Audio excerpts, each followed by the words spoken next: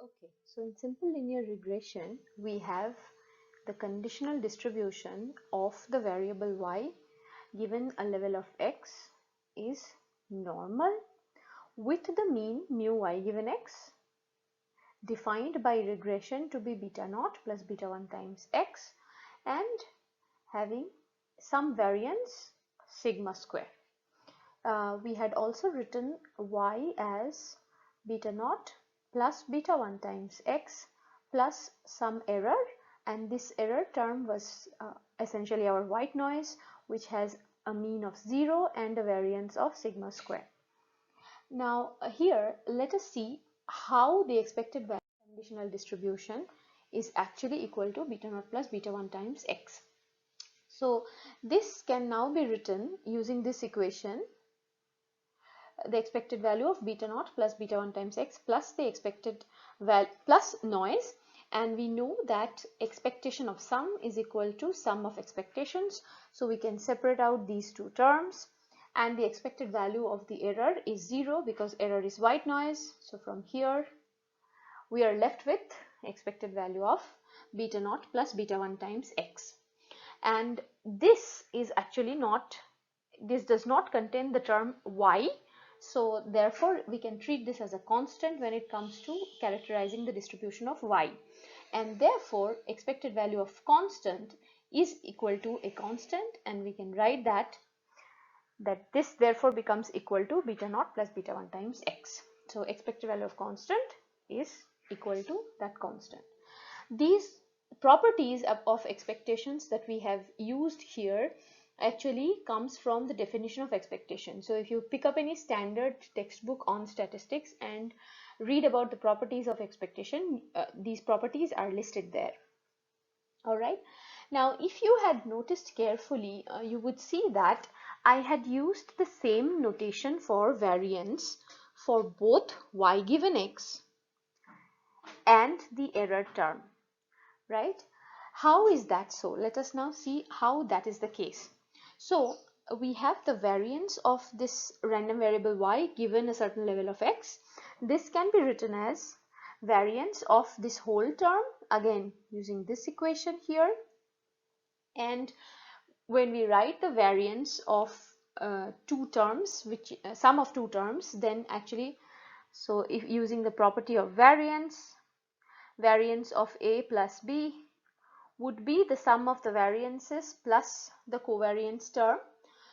In this case the covariance term is not there, so we assume that these terms are independent. So beta naught plus beta 1 x is equal to, is independent of the error term, and therefore we can write the variance of a plus b as variance of a plus variance of b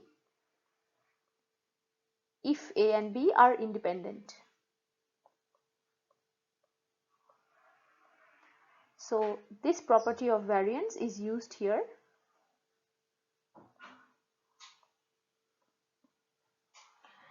And again beta naught plus beta 1 x is treated as a constant so long as we are characterizing y, and variance of a constant term is 0, so therefore the first term becomes 0 and the variance of the error is what remains, and from this we know that the variance of error is nothing but sigma square.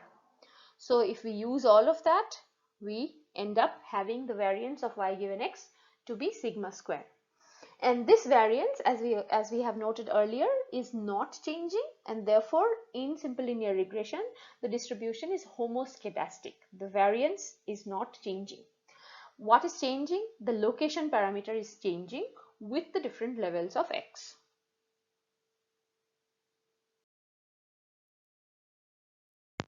Let us now see how we can estimate the regression coefficients beta naught and beta 1.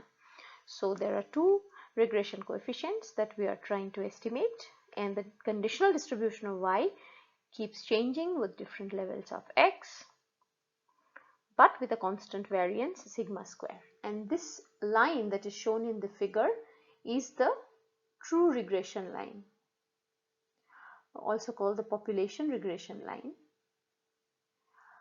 And no one knows what this true regression line or population regression line really is. So all we have is a sample of observations of y and x, and from that sample we are trying to estimate what is the population regression parameters beta naught and beta 1. So if we have an observed sample which is a scatter between x and y, and the scatter shows a variation of the data point something like this, then it's possible to fit several straight lines to this data, something like this or this, or something like this. So there are many straight lines which can be fitted to this data set, and the goal here is to find out that particular straight line which in some sense is the best straight line. And the method that we are going to choose to obtain this best fit straight line, the estimated regression line, is the method of least squares, MLS, least squares. So in this method, the fundamental idea is that we are going to calculate something called an error from the error between the fitted model and the actual observations. So again, this is my x, this is my y, and we have a fitted straight line something like this, and for each point that we have observed, we now calculate the error between the predicted value. So if I have fitted a straight line, all my predicted values are going to lie on the straight line because that's what my model is. So the predicted mean response y hat for any point I would be beta naught plus beta 1 xi. What do I mean by this? So we have observed data y versus x, and I'll use small letters to denote the sample. So x1, x2, etc. If we have n many observations, then x1, x2, etc. represents my observed x values, and y1, y2, etc. till yn represent my observed y values.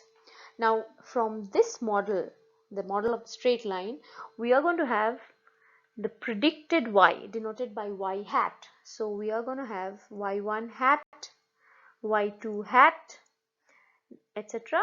till yn hat. So for example, y1 hat would be nothing but beta naught plus beta 1 times xi.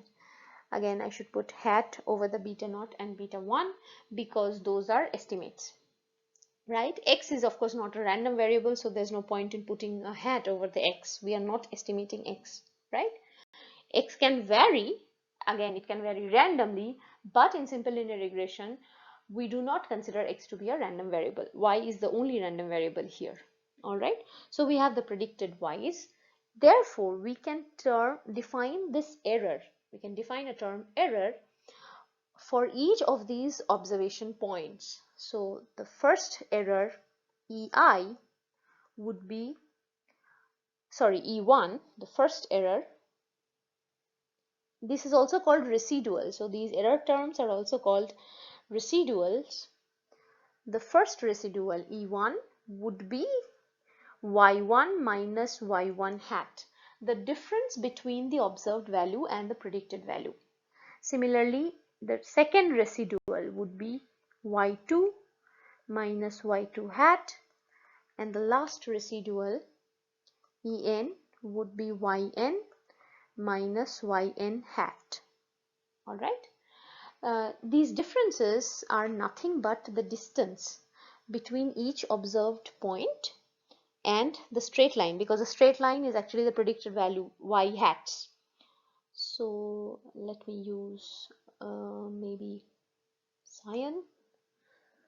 This distance here is the residual EI, distance between each dot and the corresponding value in the straight line for the same level of x. Okay, so these errors are now my residuals E1, E2, etc. to En. Now what do you think we should do with all these errors? These errors must be minimized in a collective sense. Okay, and that is the philosophy behind the method of least squares.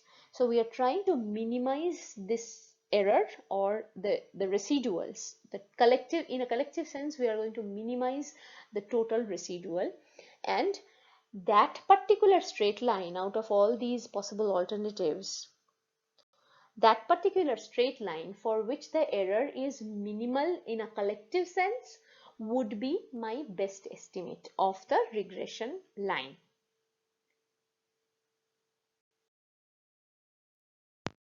So now that we have decided to minimize the error in a collective sense, what is the most intuitive thing to be done? We can simply take the sum of all the errors, right? So we can take all the sum of all the errors and we can minimize that value. But the problem with considering only the sum, if I write it like this, is the fact that you see some of the points are lying above the straight line and some of the points are lying below the straight line. And therefore, some of the residuals would be positive and some of the residuals would be negative, and they will cancel each other out, leading to a summation of EI value which is close to 0. And that's not right, because that summation EI close to 0 does not represent a no error case. There are errors or residuals associated with each observation, and that needs to be taken into account. So here, a possible alternative therefore would be to consider just the absolute values. So alternative is to consider summation of modulus of EI. However, mathematically, this modulus term has a disadvantage, and that's why we do not consider this modulus term. The disadvantage is that, remember, what is our goal? Our goal is to minimize this error in a collective sense. So therefore, what do we need to do for minimization of any function? We usually have to differentiate it. So if we take modulus, modulus has a change in slope. It's not a differentiable function. Therefore, modulus of summation of modulus of EI is not a feasible alternative for us. What's the next best alternative, which we do not want, such that we do not want the errors to cancel each other out, is to just take the square terms. So instead of considering E1, E2, etc., we consider E1 square, E2 square, and so on. Therefore, instead of minimizing summation of EI, we minimize summation of EI square, which is nothing but summation of yi minus yi hat whole square. By doing the square term, we are actually taking the differences and also ensuring that the sum is not equal to 0, and square is also differentiable. So therefore, this summation of EI square is the function that we need to minimize. This term, the summation of EI square, is also called the loss. You can write it as L, or we can give it a fancy name as given by your textbook, which we will be using maximally in this course, the textbook of James et al. Introduction to Statistical Learning. There, the term used is RSS, residual sum of squares. We can also write this as equal to L. Okay. So this is what we minimize, the summation of the square of the errors. And that's why the name is the method of least squares. We need the least value of the squares of the error terms. Okay. Now we can choose, instead of this one single straight line, we can choose several straight lines and calculate this summation of EI square, the RSS term, for each of these straight lines. That straight line which has the minimum value of RSS is my best straight line. So therefore, I can actually write this function L as a function of beta naught and beta 1. because by different straight lines, how are we going to characterize these different straight lines? By choosing different values of beta naught and beta 1. So we'll choose different sets of beta naught and beta 1 to characterize these different lines, and out of those different lines we are going to select that straight line for which this error term is minimum. So therefore we can write the loss function, the residual sum of squares, as a function of the two parameters beta naught and beta 1 that we are trying to estimate. Remember, our goal is to estimate the two terms, the two parameters beta naught and beta 1, and this, if we plug in the expression for yi predicted, yi hat, this would be yi minus beta naught minus beta 1 xi whole square. So this is the loss function in terms of the parameters beta naught and beta 1. And what do we need to do to minimize this? We'll just differentiate it. So we'll have two equations. Once we differentiate with respect to beta naught, second time we differentiate with respect to beta 1. Both time we equate the differentials to 0, and then we have two equations and two unknowns. Unknowns are beta naught and beta 1. We are trying to estimate beta naught and beta 1. So that's how we estimate beta naught and beta 1 using the method of least squares.